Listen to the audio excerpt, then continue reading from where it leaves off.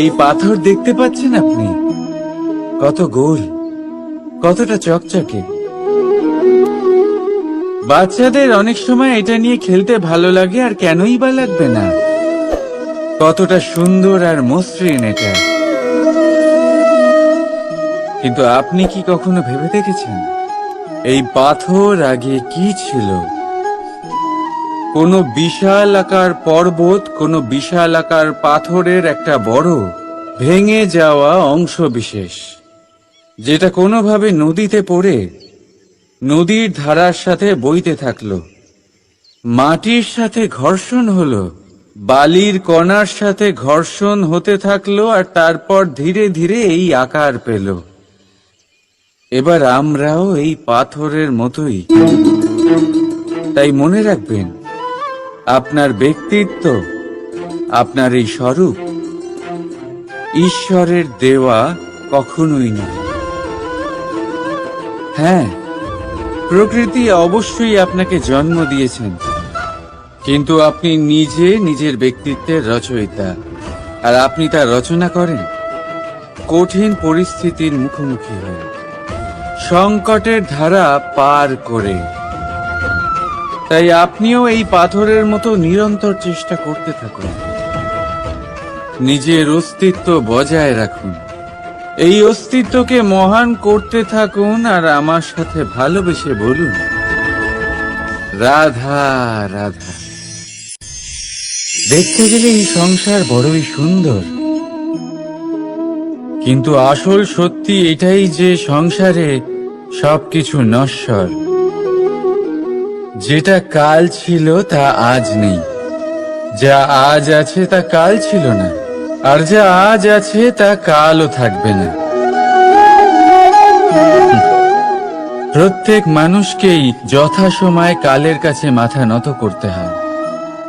এই রূপের বিনাশ করে বার্ধক্য, প্রাণের বিনাশ করে মৃত্যু, আলস্য, ঈর্ষা ধর্মের বিনাশ করে, আর ক্রোধ বিনাশ করে সম্পর্কের। কিন্তু এরকম একটা অনুভূতি আছে যা একাই সমস্ত গুণ বিনাশ করতে সক্ষম হয়, আর সেটা হলো অহংকার। তাই জ্ঞানকে নিজের কাছে আসতে দিন, কিন্তু অহংকারকে কখনোই নয়। কারণ যদি এই অহংকার আপনার কাছে চলে আসে, তাহলে জীবনে যা কিছু আপনি অর্জন করেছেন, তা সে গুণ হোক বা হোক ধন, সে বন্ধু হোক বা হোক আনন্দ, সবকিছু শেষ হয়ে যাবে। রাধা রাধা। বর্ষাকালে যখন ভয়ানক বৃষ্টি হয়, তীব্র গতিতে যখন হাওয়া চলে, তখন আপনি নিশ্চয়ই দেখেছেন যে পাখিরা, যাদের বাসা মাঝে মাঝে ভেঙে পড়ে, নষ্ট হয়ে যায়। কিন্তু আপনি কি কখনো সেই পাখিদের বিলাপ করতে দেখেছেন? কখনো নয়। যখনই সেই বৃষ্টি থেমে যায়, তারা আবার একটু একটু করে খড়কুটো জোগাড় করে তাদের বাসা বানিয়ে ফেলে। নিজের সংসার সেই রকমই বানিয়ে দেয় যেমন আগে ছিল। এমন কেন? কারণ এই ঝড়ের তাণ্ডবের সাথে সেই পাখিদের কোনো বোঝাপড়া করারই নেই। তারা শুধু সেটাই করতে থাকে যেটা তাদের হাতে আছে, আর এটাই হলো সুখী জীবনের মূল মন্ত্র। যেটা আপনার হাতে নেই, তা নিয়ে বিলাপ করে আপনার কোনো লাভ হবে না। মনোসংযোগ তাতেই করুন যা আপনার হাতে রয়েছে। যা বদলে গেছে তাকে আপনি আবার বদলাতে পারবেন না, কিন্তু যা আপনি বদলাতে পারবেন তাতে মনোসংযোগ করুন। এই জীবনে একটু ধনাত্মক হয়ে উঠুন, দেখবেন সব শুভ হবে। রাধা রাধা।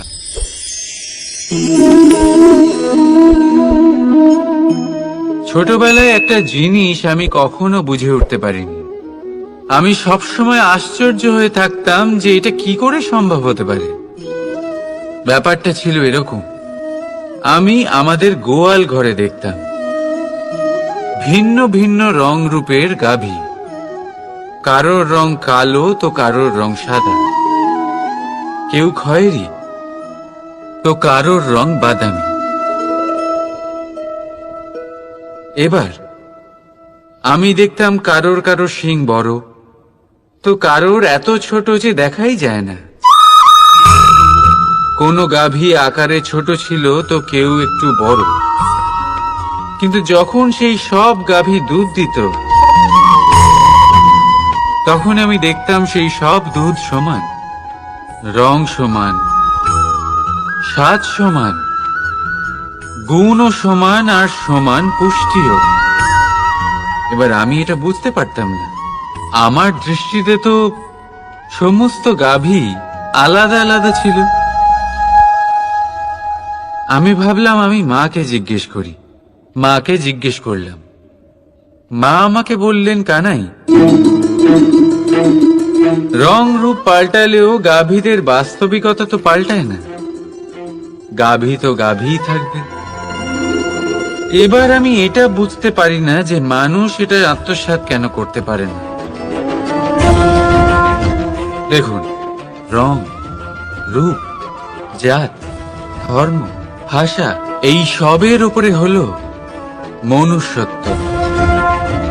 আর মনুষ্যত্বের একটাই ধর্ম, আর সেটা হলো প্রেম। তাই এই প্রেম আপনি সকলের সাথে ভাগ করে নিন, প্রেমের সাথে সকলের সেবা করুন। এই মনুষ্যত্বর অমৃত চেখে দেখুন, আর আপনি বুঝে যাবেন যে আমরা কেউ আলাদা আলাদা নই, আমরা সবাই সমান। রাধা রাধা। সাগর, কত বিশাল হয় এই সাগর! কি না করতে পারে এই সাগর! এক মুহূর্তের মধ্যে সব ধ্বংস করে দিতে পারে, প্রলয় ডেকে আনতে পারে, সংসার মুছে ফেলতে পারে। এই সাগর জীবন জ্যোতি নিভিয়ে দিতে পারে। কিন্তু এই সাগর যা মেটাতে পারে না তা হলো একজন তৃষ্ণার্তের তৃষ্ণা। অন্যদিকে এই ঘোড়া, যা এতটাই ছোট যে গোপিনীরা একসঙ্গে অনেকগুলো নিয়ে চলতে পারে, কিন্তু এই ছোট ঘোড়া অনেকের তৃষ্ণা মেটাতে পারে। এবার বলুন, জল সাগরেও আছে, আবার এই ঘোড়াতেও। তাহলে পার্থক্য কোথায়?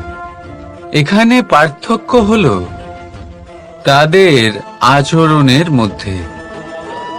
একজন মাটির মধ্যে মিষ্টি জল ধরে রাখে, তো আরেকজন নিজের নোনা জলের আঘাতে যে কাউকে মাটিতে মিশিয়ে দিতে পারে। আপনি কি হতে চাইবেন? সাগরের নোনা জল হয়ে কারোর আশা চূর্ণ বিচূর্ণ করে দিতে, নাকি মিষ্টি জলের ঘোড়া হয়ে কারোর তৃষ্ণা মেটাতে? সিদ্ধান্ত আপনার। রাধা রাধা। কতবার এমন হয়, আপনি কোনো কাজ করার জন্য কাউকে দায়িত্ব দেন, কিন্তু সেই ব্যক্তি সেই কাজ সম্পন্ন করতে পারে না, অসম্পূর্ণ রেখে দেয়, অথবা ঠিকভাবে করতে পারে না। এবার এই পরিস্থিতিতে কি হয়? আপনি ক্রুদ্ধ হয়ে যান, তার উপরে আপনি রেগে যান, তাকে তিরস্কার করেন, আর তারপরে সেই কাজ সম্পন্ন করতে আপনি নিজেকেই নিযুক্ত করেন, আর শেষ পর্যন্ত সেই কাজ সম্পন্ন হয়েই যায়। এবার এই বিষয়ে সমস্যা সেই ব্যক্তির চেষ্টায় নয়, সমস্যা আপনি যে সেই ব্যক্তিকে ভরসা করলেন তার ছিল। আমরা অন্যের প্রতি ভরসা করাকে প্রথম পদক্ষেপ বানিয়ে, আর নিজের উপরে বিশ্বাসকে শেষ সম্বল। কিন্তু তার বদলে এটাই হওয়া উচিত, যে নিজের উপরে ভরসাকে আমরা প্রথম পদক্ষেপ বানাই, তাকে নিজের সহায় মানতে হবে। যদি আপনি এমন করেন, তাহলে পরিণাম আরো সুখকর, আরো আনন্দদায়ক হবে। তাই মনে রাখবেন, এই সংসারে আপনার সব থেকে বড় ভরসা আর কেউ নেই। এই সংসারে আপনার সব থেকে বড় রক্ষাকর্তা আর কেউ নেই, বরং আপনি নিজেই। রাধা রাধা।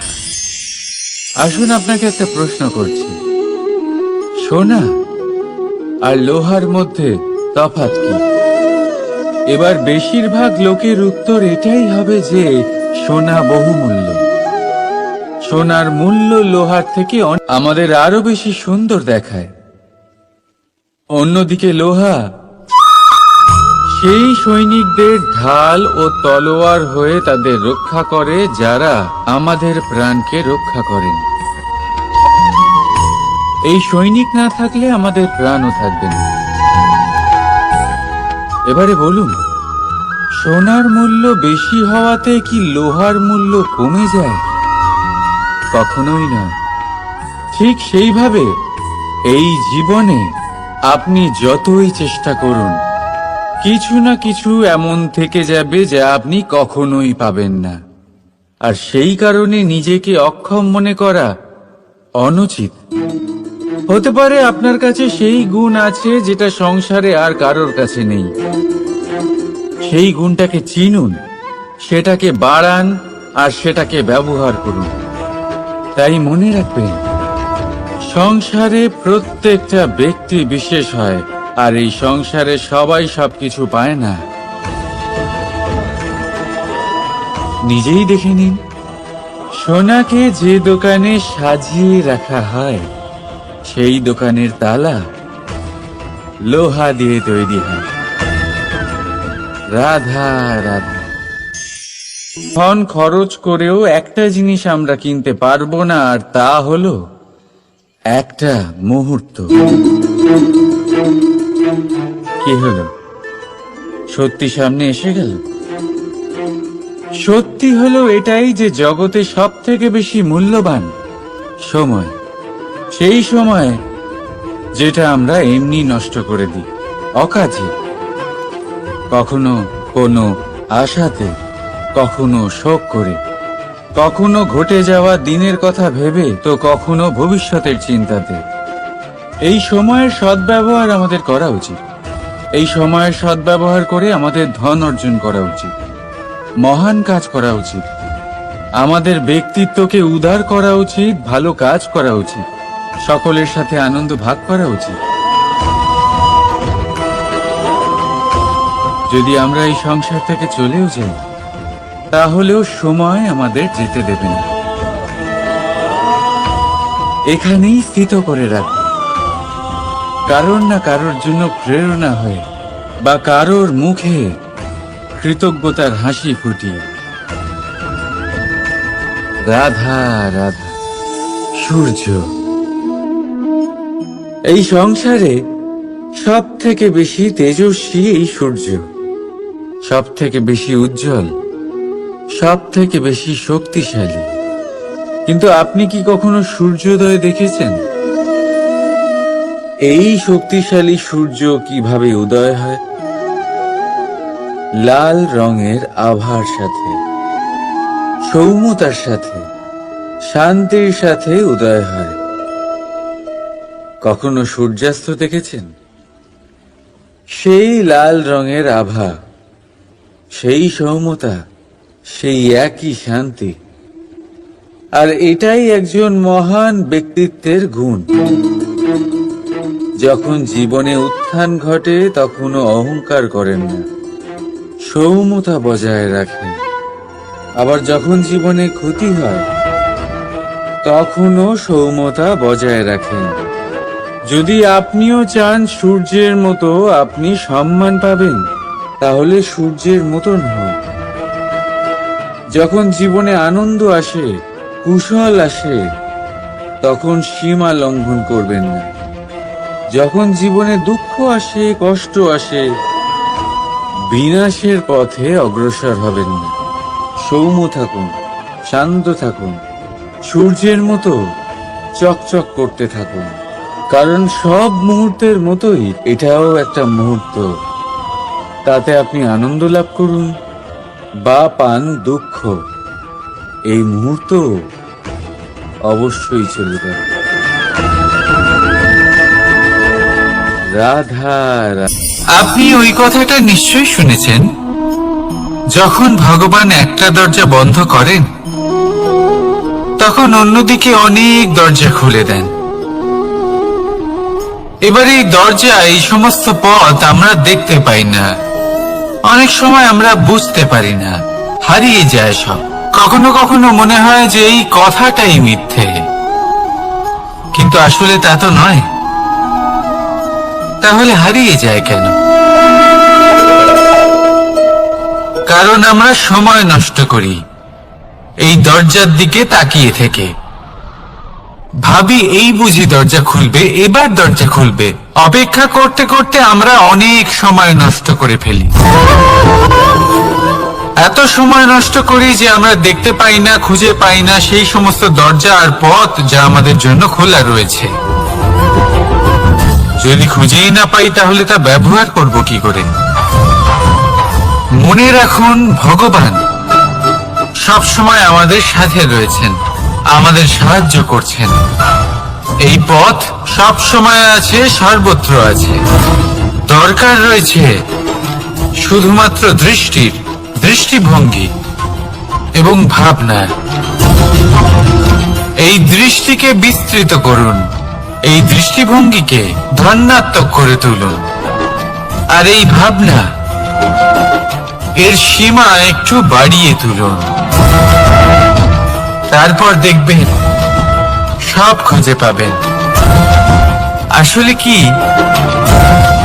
এই যে ঈশ্বর, এই যে পরমাত্মা, তা আমাদের সাথে রয়েছে, আমাদের মনের মধ্যে রয়েছে। যিনি তাকে মন থেকে চাইবেন তিনি তাকে মনের মধ্যে অবশ্যই খুঁজে পাবেন। যদি উনি মন থেকে চান পথ খুঁজে পেতে, তাহলে তিনি অবশ্যই পথ খুঁজে পাবেন। তাহলে আসুন আমার সাথে ভালোবেসে বলুন, রাধা রাধা। ধর্ম। আমরা সকলে ধর্মের বিষয়ে কথা বলি, কখনো নিজের ধর্মের বিষয়, আর কখনো অন্যের ধর্মের বিষয়ে। কখনো আমরা অধর্ম দেখলে সেই বিষয়ে কথা বলি। অনেক রকম আলোচনা হয়, কিন্তু এই ধর্ম আসলে কি, সেটা কি কেউ বোঝে? যদি আমি আপনাকে উত্তর দিই, এই উত্তর সরল।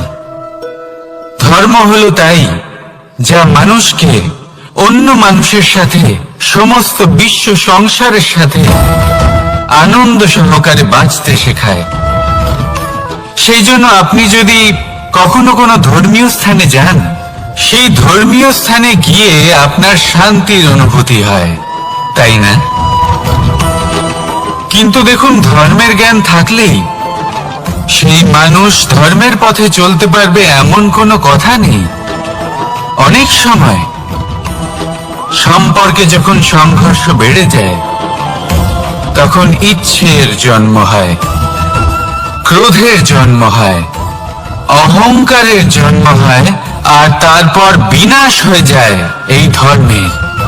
সেই জন্য দ্বিতীয় সব থেকে গুরুত্বপূর্ণ গুণ যা আমার সারথীর মধ্যে থাকা উচিত, তা হলো ধর্মবীর হওয়া। এবার দেখতে হবে সেটাই যে কে হবে সেই ব্যক্তি যিনি এই স্বয়ম্বরে নিজের ধর্মে অটল থাকবেন।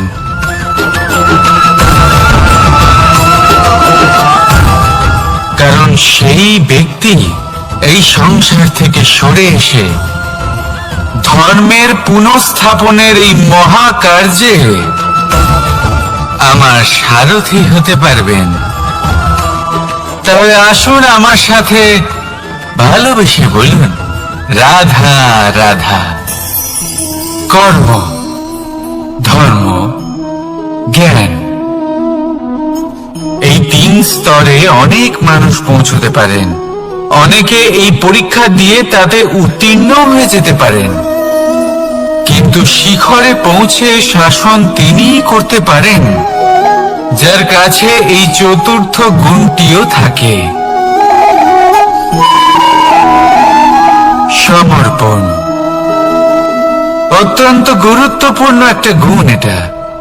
এই সমর্পণ আসলে অত্যন্ত গুরুত্বপূর্ণ।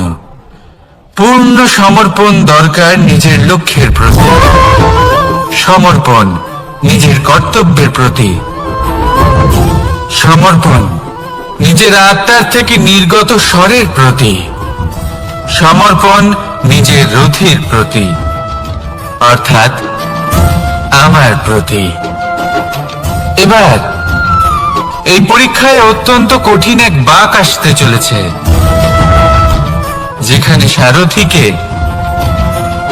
সমর্পণের নিরিখে পরীক্ষা করা হবে, আর তাতে উত্তীর্ণ হওয়ার পরেই তার হাতে ধর্ম স্থাপনের রথের রাশ তুলে দেওয়া হবে।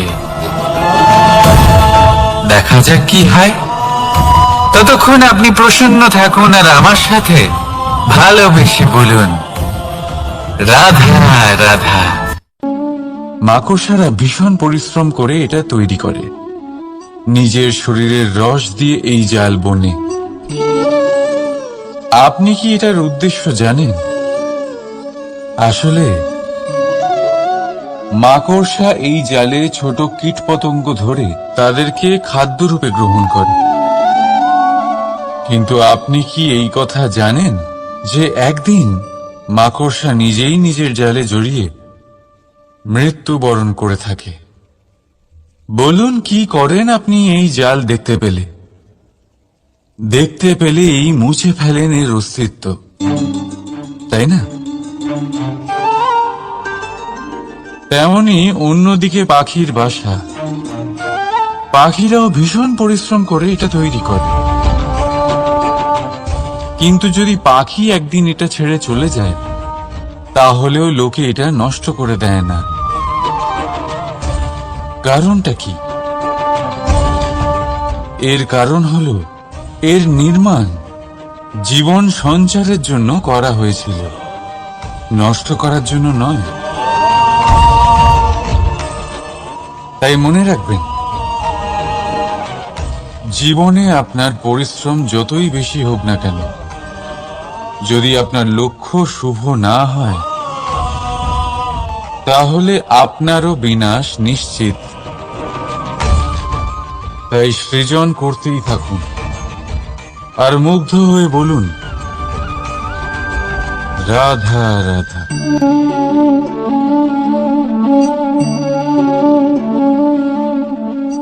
আপনার কি মনে হয় আমি কি করছি? আপনি বলবেন আমি প্রদীপ জ্বালাচ্ছি। সঠিক, কিন্তু প্রশ্ন হচ্ছে যে আমি কি আপনাকে বলেছি যে একে প্রদীপ বলা হয়? না। এই প্রদীপ কি নিজেই নিজের পরিচয় আপনাকে দিয়েছে? না। তাহলে আপনি কি করে জানলেন যে একে প্রদীপ বলা হয়? উত্তর হচ্ছে প্রকাশ,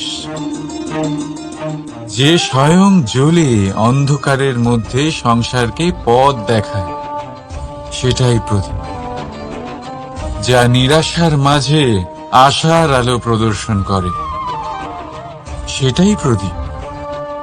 অপর দিকে আছে সাপ, যাকে না দেখেও তার ফনার আওয়াজ শুনেই লোকে ভয় পেয়ে যায়।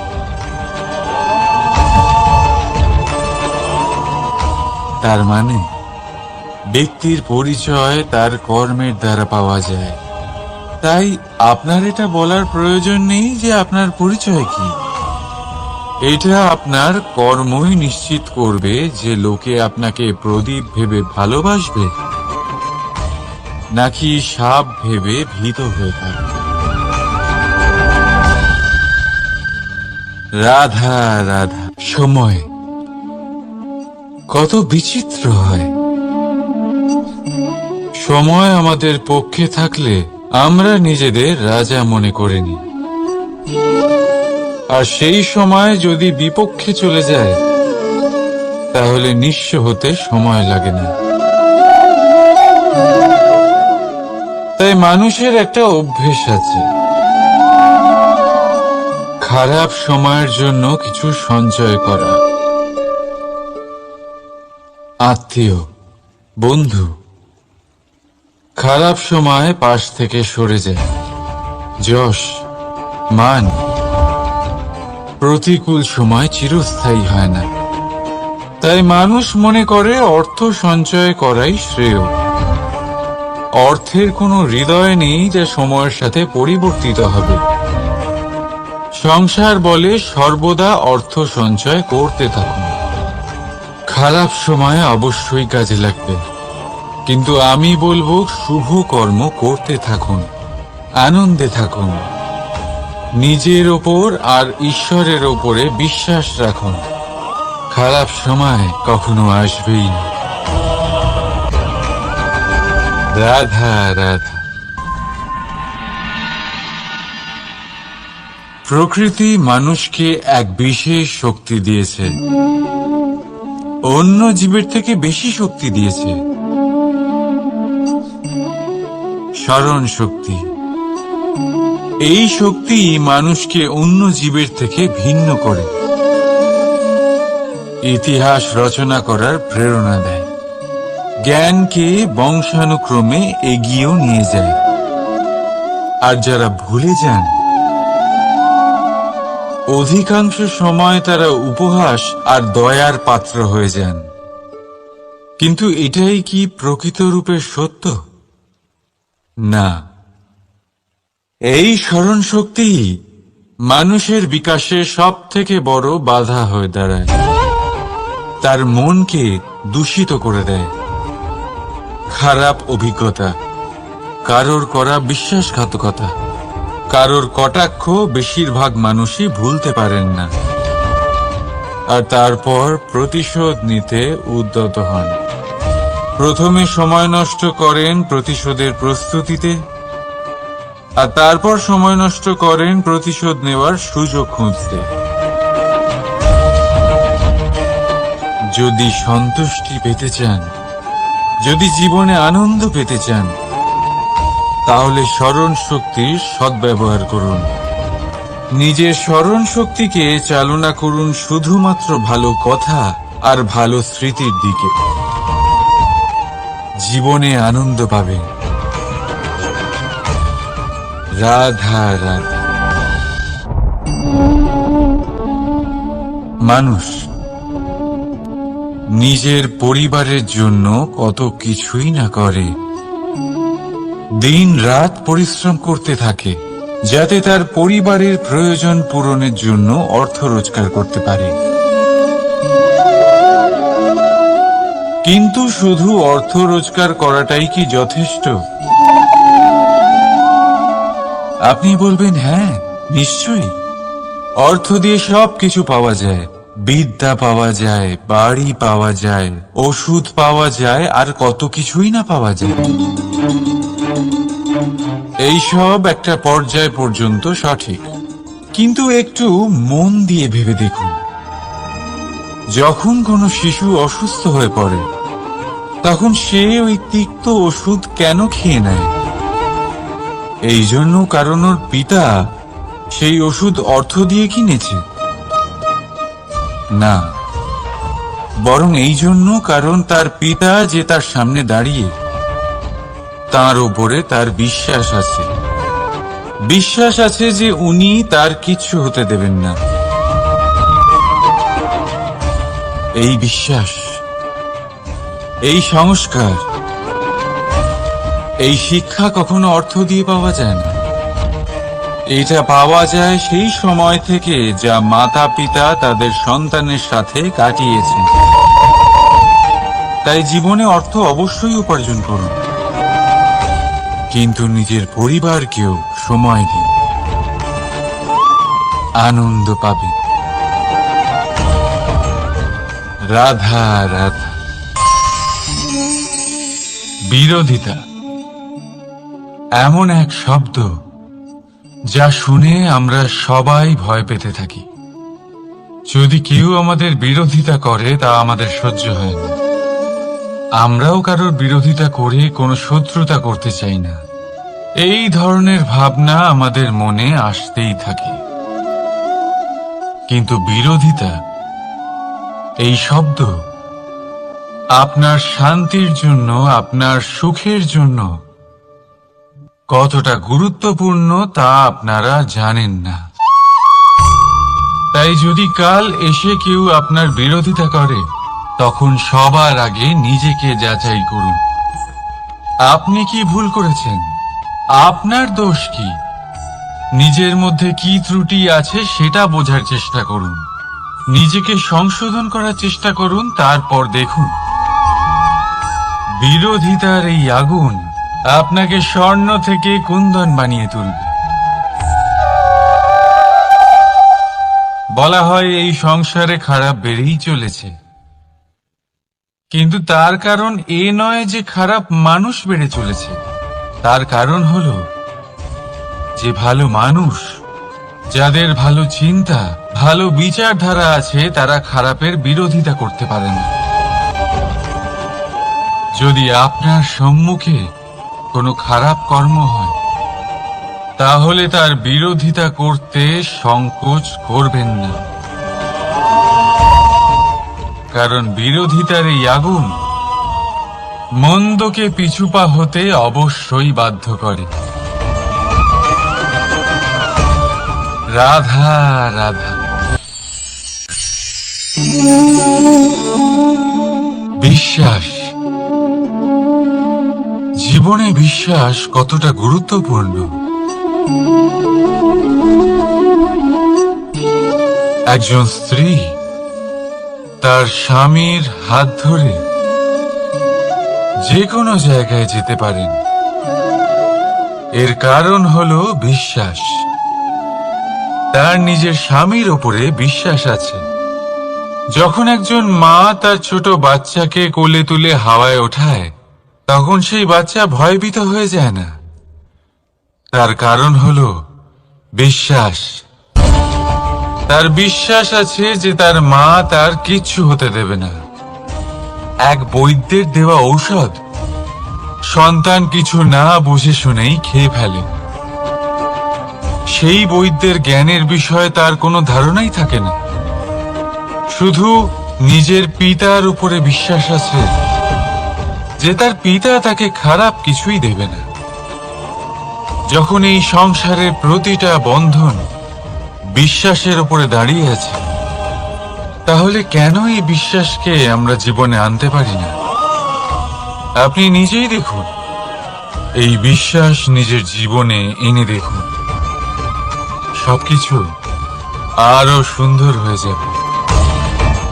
তাই ভালোবেসে বলুন, রাধা রাধা।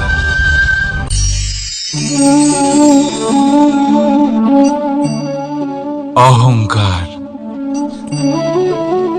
এই শব্দটা সবাই শুনেছেন।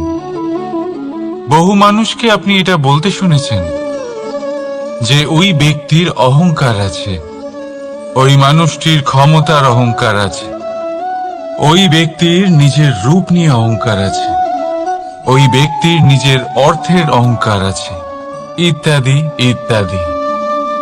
কিন্তু এই অহংকার, এর অস্তিত্ব হয় কি করে? এবারে একবার এই হাতটা দেখুন।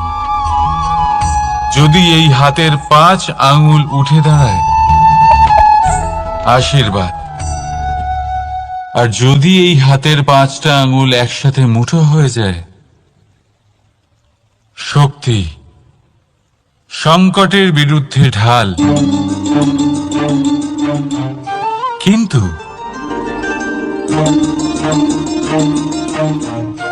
এই একটা আঙুল সংকটের কারণ হয়ে দাঁড়াতে পারে। এই একটা আঙুল শত্রুকে আহ্বান জানায়। এবার অহংকার বলে এই শব্দটাই দেখে নিন। আমাদের থেকে আলাদা হয়ে গেলে হয় অহং। অহং অর্থাৎ ব্যক্তির মনে হয় যে সে আপনদের থেকে, নিজের বন্ধুদের এবং সঙ্গীদের থেকে, নিজের পরিবারের থেকে অনেক উপরে, অনেক শ্রেষ্ঠতর সে। কিন্তু মনে রাখবেন, এই অহংকার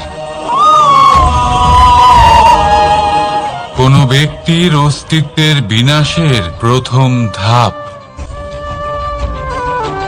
তাই ঝেড়ে ফেলে দিন এই অহংকারকে, আর বিশ্বাস করুন আমাদের ওপর, কারণ তখনই আপনি শান্তি পাবেন। আর সেই শান্তির সাথে বলে উঠবেন, রাধা রাধা।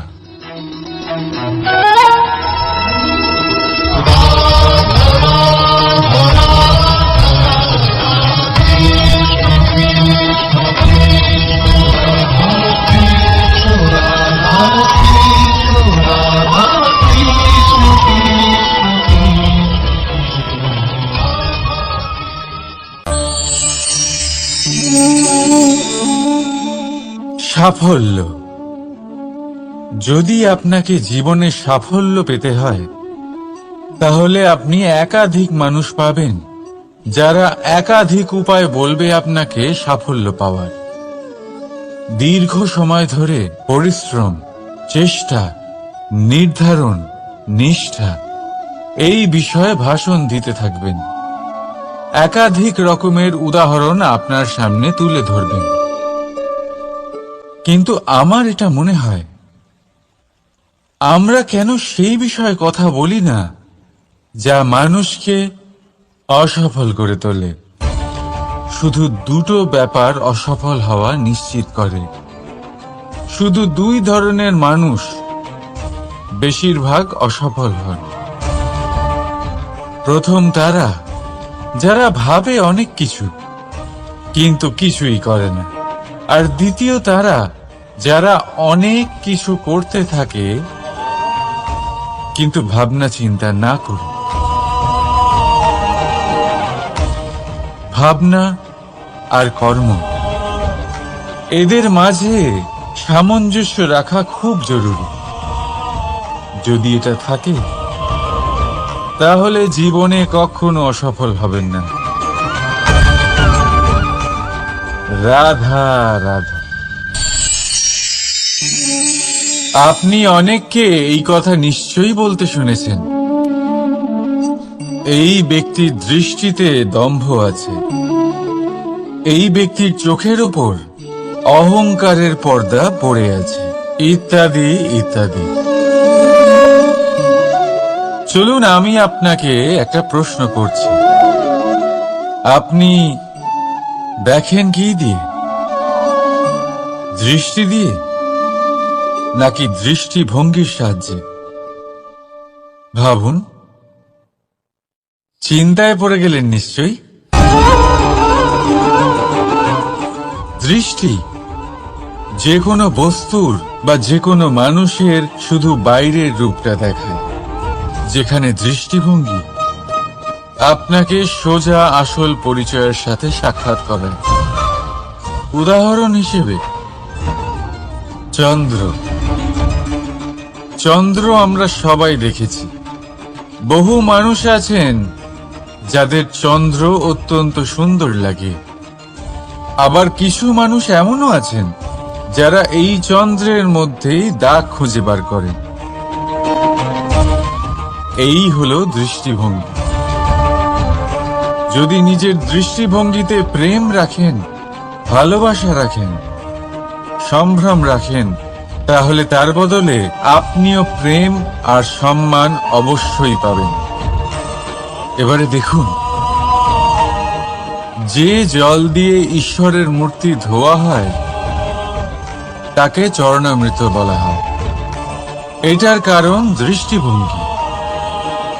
এখন আপনি পাথরকে ভগবান ভেবে পুজো করবেন, নাকি ভগবানকে পাথর ভেবে পরিত্যাগ করবেন? সিদ্ধান্ত আপনার, কিন্তু এই সিদ্ধান্ত নির্ভর করে আপনার দৃষ্টিভঙ্গির ওপর। তাই নিজের দৃষ্টিভঙ্গি শুভ রাখুন, নিজের দৃষ্টিভঙ্গিতে ভালোবাসা রাখুন, আর আনন্দে বলুন রাধা রাধা।